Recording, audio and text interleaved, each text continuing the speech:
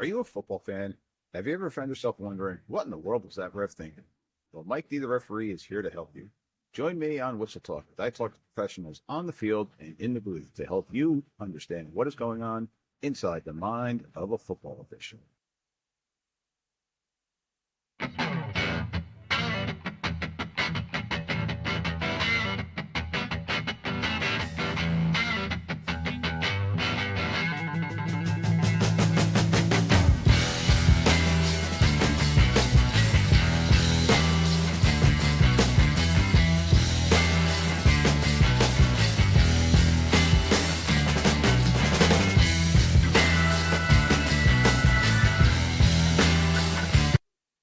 All right, my Whistle Talk family, welcome back to another episode of Whistle Talk. Tonight, you got Mike D, the referee, doing a little solo show. We are going to be diving into, in the next couple of weeks, we're going to be diving into the NFHS rule book. Going to try to do a couple different segments on, let's just say, a rule a week, or attempting to do a rule a week. And we're going to go right through the book, starting with Rule 1. But for this week's episode, going to keep this one a little bit short. We're going to go over the rules changes for 2025 and some of the upcoming rule changes that NFHS has in place for us for the next couple of years. So I got a little PowerPoint presentation that I'm going to share with you all, and we're going to talk about some of the upcoming rule changes for this coming season. And like last season, there's not a lot of new changes, a couple of modifications, couple tweaks. Again, more for the safety issue, more with the communication stuff, and trying to get more in line with what we're all seeing on the weekends, or at least to try to make everybody else out there understand what they see on the weekends, on the Saturday afternoons and the Sunday afternoons might not be the same as what we're doing and working on a Friday nights. But before I dive into the episode a little bit further, I want to share with you all just a quick thing. A new venture that I've started called Debro Destinations. I am now a licensed travel agent, ladies and gentlemen, and I got a little commercial here that I want to play for you. Just I got to do a little bit of a plug here, but basically, I'm going to be diving into the world of sports travel. So if anybody out there that's listening has any bucket list items that they want to go see, be it a game, a round of golf you want to play, World Cup's going to be coming up soon, hit me up at dbrodestinations@gmail.com. And here's just a quick short commercial for you. Imagine experiencing the world's most thrilling sports events firsthand. Welcome to Debro Destinations, your ultimate partner for unforgettable sports travel experiences. From the excitement of the Super Bowl to the global spectacle of the World Cup, we offer exclusive access to major sporting events worldwide. Cheer on your favorite teams in college sports or experience the electric atmosphere of the English Premier League. For golf enthusiasts, explore our curated golf packages at top courses around the world. Whether it's a corporate outing or a fan experience at an iconic stadium, our team ensures seamless logistics and unforgettable memories. And for young athletes, let Debro Destinations create unforgettable youth team experiences, so you can focus on the games instead of the travel. Plan your dream event today with Debro Destinations and make your sports travel bucket list a reality. Email Mike D at debrodestinations@gmail.com. All right, so that's just a little short commercial of what I got going on here with Debro Destinations, kind of piggybacking off of Whistle Talk here. But now that we've got all that fun stuff done and out of the way, let's dive into our episode today. So let me share my screen, talking about the new NFHS rule changes for 2025. All right. So as you can see, we got the NFHS rule changes, what players and coaches need to know for the upcoming season, and again for the new seasons in the future, 26 and 27. And for my fans out there that are listening, you understand that each year when we get our new NFHS rule book and we start diving into it, well, you're going to see right here on beyond the table of contents is we have our rule changes. And the 2024 rules changes were the jerseys of the home team shall be all the same dark color that clearly contrast with the whites. And then there were a couple of editorial changes, but not much in the sense of rule changes. And we got kind of the same thing this year. We do got one big one that we're going to talk a little bit more about. So, going right down the list, and I pulled this off of the NFHS's newsletter that they publish and email to all of us. Um, but let's talk about electronic communication and equipment regulations. So, the NFHS has now altered their rule 1-53C2, that they are allowing more type of electronic devices for signaling in plays from the sidelines. Now, again, let me emphasize that for signaling in plays from the sidelines. No in helmet communication devices are allowed. Okay. I got to repeat that one. You're not allowed to have anything in the helmet. So there is no coach to quarterback comm system. There's no coach to middle linebacker making the defensive formations and defensive calls type of communication. Okay. This is from the sidelines. So what a lot of teams are doing, for those that don't understand it, is, well, you got the wristbands. You got the day and age with the wristbands, and teams are trying to figure out better and quicker, more efficient ways to signal into the team, the quarterback, whomever it may be, if they're no huddle, okay, the particular formations and whatever the play may be. And until this modification came into play, you weren't allowed to use any type of electronic board on the sideline. Um, so some people were using old school dry erase boards, and then you get a rainy day or a humid day, and you weren't able to see that. Coaches are losing their voices because they're screaming out whatever the plays are, things like that. So this now allows for some type of sideline rules communication. Okay. Again, this is going to be from the sidelines.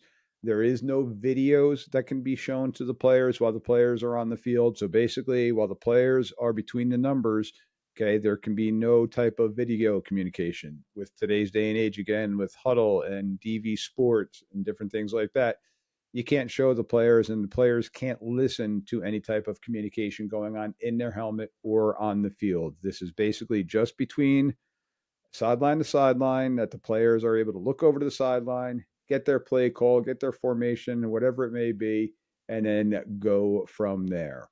Once again, have to emphasize no in helmet communication. That still stays the same, which now goes to our next one. And this one is kind of wild to me, but still no audio and video devices.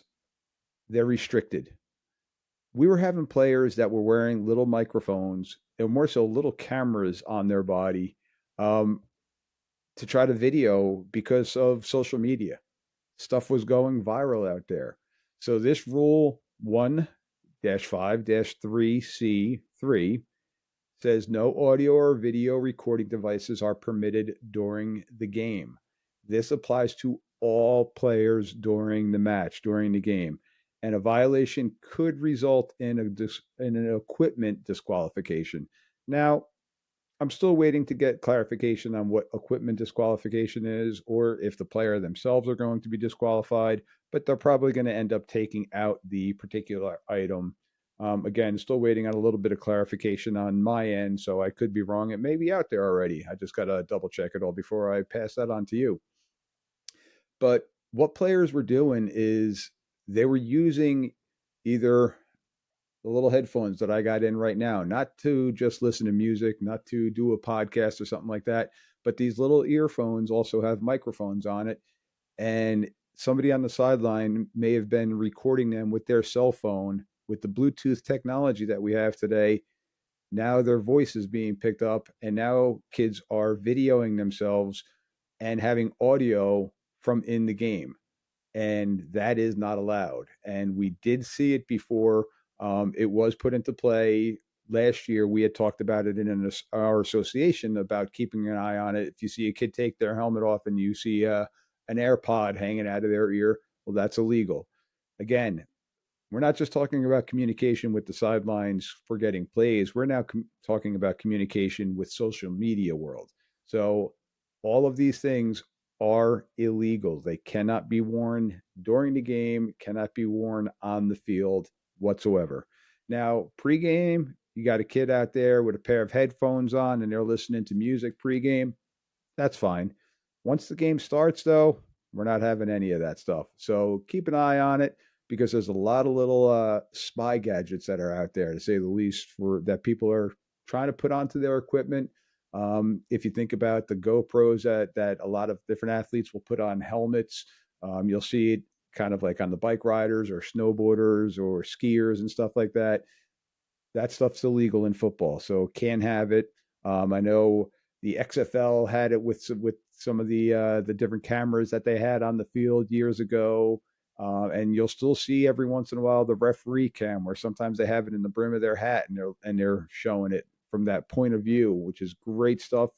And I know the friends at Ref Reps are doing some point of view type of stuff, but for the gameplay, can't happen. Can't have it on the players whatsoever. Another fun one. And this one, the rule states that it's going to be going into effect in 2026, but it's 1-5 1D5. And we're talking about the mouthpieces now. Protectors cannot have any unnecessary attachments. And I've got a picture here of the baby Binky mouthpiece that became all the craze a couple years ago. And I'm not trying to do any disservice to the particular companies that are out there that are doing this. But the added accoutrements to the mouthpieces are not allowed starting in 2026. So they're going to kind of phase them out this year again, kind of like what they did with the uniform rule, is they put it out a couple of years in advance, stating, all right, well, I mean, players sometimes have mouth guards for a couple of years, which back in my day, I used to chew through it like it was a piece of gum. I would go through a new one each week. But the kids are having them because they're the swag, they're the drip, they're all the fun things, the accessories that the players like to wear. Well, starting in 2026, this rule is going to be put into play that the mouth guard must not pose health risks to the players or opponents, and it cannot have any unnecessary attachments. They are designed purely for the enhancement of player safety. Okay. You've got Noxie, you've got all these different companies that are out there that are working on trying to make the game safer with the equipment and the regulations that they're putting forth with the equipment. Well, the mouth guards, not so much for the dental bill, but it's more so for the concussion aspect.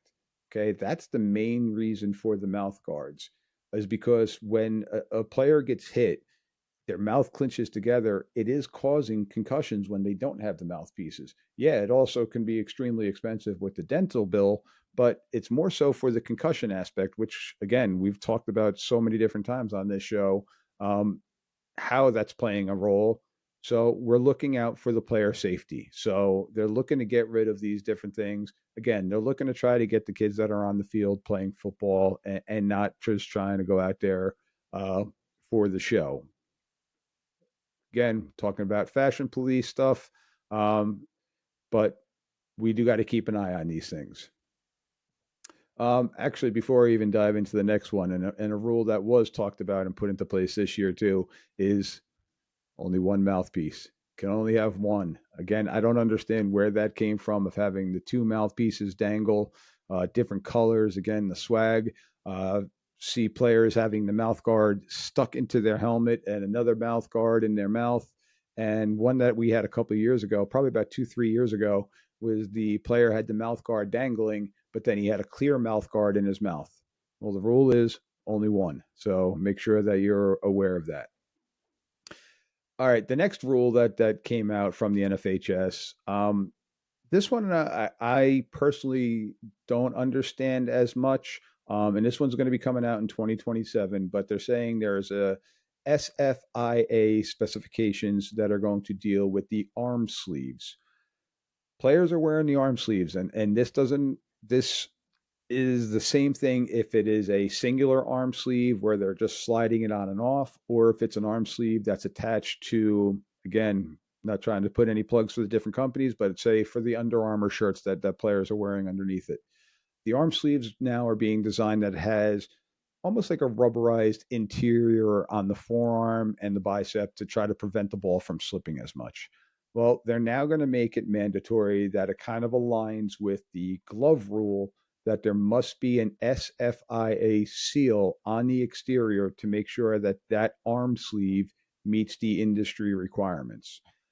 Um, I don't know if this is a health issue. I don't know if players have been getting injured because their hands have been getting stuck on the on the arm sleeve itself. So I'm not too sure why this one is coming out, but starting in 2027, all arm sleeves must be SFIA uh, regulations. Again, it goes hand in hand with the glove regulations that you see the players having all the gloves, the different stamps that are on the football, things like that. It's just trying to make sure that everything is and that it aligns properly. I don't know, maybe somebody was gaining an advantage and their arm sleeve was kind of like the old school uh, Oakland Raiders cornerbacks with the stickum all over their body. Maybe some of them are a lot better than the others. But again, that's going to be something now that's going to fall upon us to make sure starting in 2027. All right, so this one here, our next rule is a little bit more significant now, getting away from the equipment, now talking about the game itself. In high school, if a player, let's say a toss sweep was going to the outside and a player had the ball punched out of their arm and it was 3rd and 4 from the A 20-yard line and the ball gets punched out and it goes advanced past the line of scrimmage for 5 yards and goes out of bounds, that's going to be first down for A. They're gaining that extra yardage. And because they were the last one in possession at the time, they're still holding on to possession even though the ball went out of bounds. So they've now made this, and this kind of aligns with the majority of the other leagues. If the ball is fumbled forward out of bounds between goal lines, so from the goal line to the goal line, if it gets fumbled forward out of bounds, instead of getting the ball at the spot of where the ball goes out of bounds, the forwardmost point of the ball, it is now going back to the original spot of the fumble. So you got to be really, really precise now when we start throwing those bean bags down on a fumble and knowing where that fumble occurred, because if the ball goes out of bounds, we're bringing that ball back to where the fumble happened. So in the last scenario I just gave you, if it's 3rd and 4 and the fumble the ball 5 yards forward, well, we're coming back that 5 yards that the ball advanced. Okay, so this is trying to prevent any unfair team advantages. And like I said, this is going hand in hand with a lot of the other leagues that we are seeing, equaling with the NCAA, with the NFL, the UFL, the European leagues, things like that. They're trying to, well, I shouldn't say they're trying to, but it kind of aligns it a little bit better. Now, this does not have anything to do with a fumble going out of bounds through the end zone. That rule still remains the same. And we're going to talk about force and momentum in another show. But if you fumble it forward and it goes out of the end zone, well, it's now going to be a touchback for the other team. So you will lose possession. So that rule still is the same. We are specifically talking about goal line to goal line, a fumble that goes forward, getting it at the spot of the fumble. If the fumble goes backwards now, if the ball goes either lateral to the ball carrier or behind the ball carrier, now they're still going to get the ball at the spot that the ball went out of bounds. This is specific now to a forward fumble. Um, so it does make a big difference in that. So it is something that's new, and again, something that we have to be on our A game when it comes to beanbags.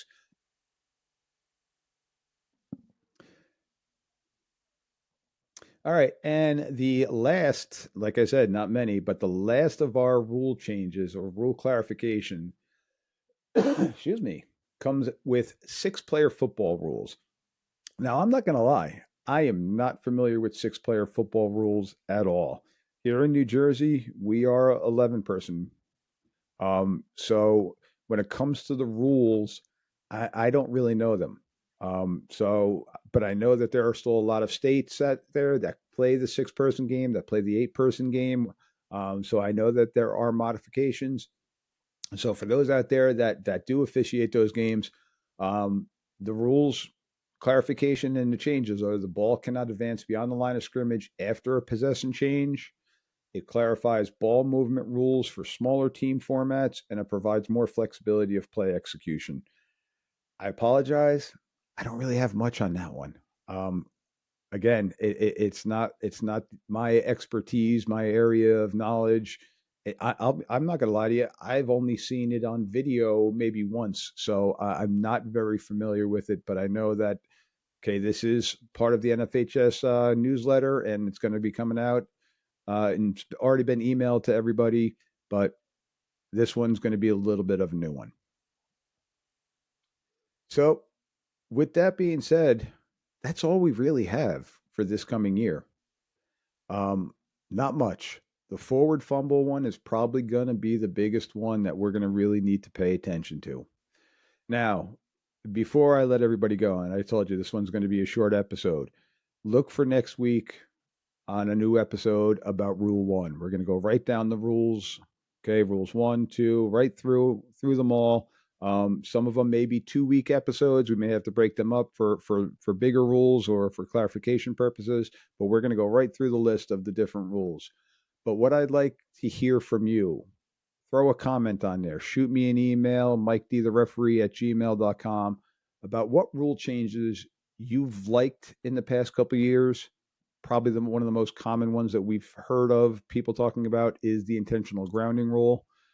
And what are some rules that you would like to possibly see modified or changed, such as the fumble going out of bounds through the end zone being a touchback?